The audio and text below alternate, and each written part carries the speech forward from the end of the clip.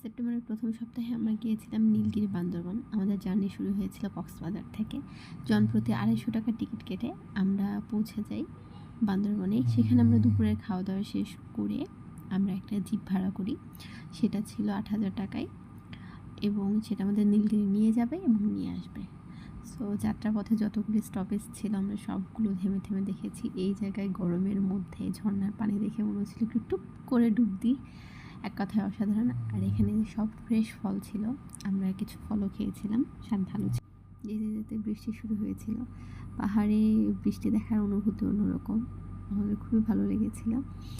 তারপরে বৃষ্টির কারণে আমরা বিভিন্ন জায়গায় থেমে থেমে যাচ্ছিলাম আর কি, বিভিন্ন স্টপেজগুলো দেখছিলাম।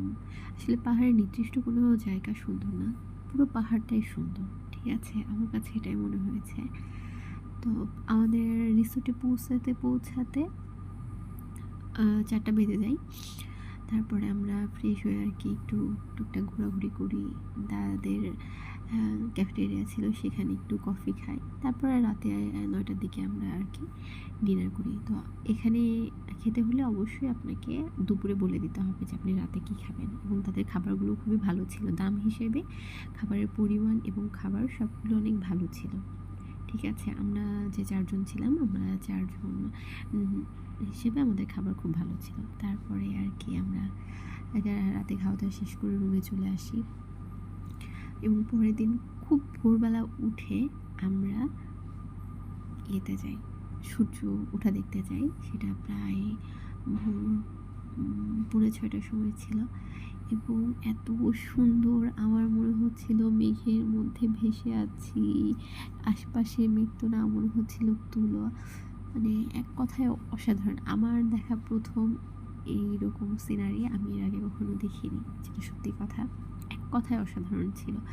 আপনার যদি কখনো মনে হয় আপনি কোথায় যাবেন, ঠিক আছে, একদম চুপচাপ নীরব কোনো জায়গা, আমার কাছে মনে হয় পাহাড় বেস্ট। সাগরের থেকেও পাহাড় বেস্ট। আমাকে কেউ যদি আবার জিজ্ঞেস করে তুমি কোথায় যাবে কোথায় যাবে, আমি বারবার বলবো নীলগিরি, কারণ এক কথায় অসাধারণ। এটা ছিল সকাল 6টার ভিউ, এক কথায় অসাধারণ। আমি বলে শেষ করতে পারবো না। দেখে মনে হচ্ছিল মনে হয় সকাল 10টা বাজে, কিন্তু না, তখন মনে হয় সকাল 7টা বাজছিল এরকম আর কি। আর এখানে আশপাশে এত ফুল গাছ, এত ফুল গাছ, কী বলবো, যে পাশে তাকাই সে পাশে কোনো না কোনো ফুল।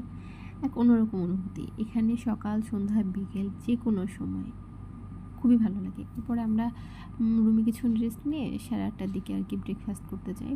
তো তাদের নাস্তাটা ছিল এক কথায় অসাধারণ। তাদের রান্নাটা আর কি ভালো ছিল। এখানে ঝাল লবণের একটা সুন্দর ব্যালেন্স ছিল এবং বাচ্চা নিয়ে গেলেও আপনার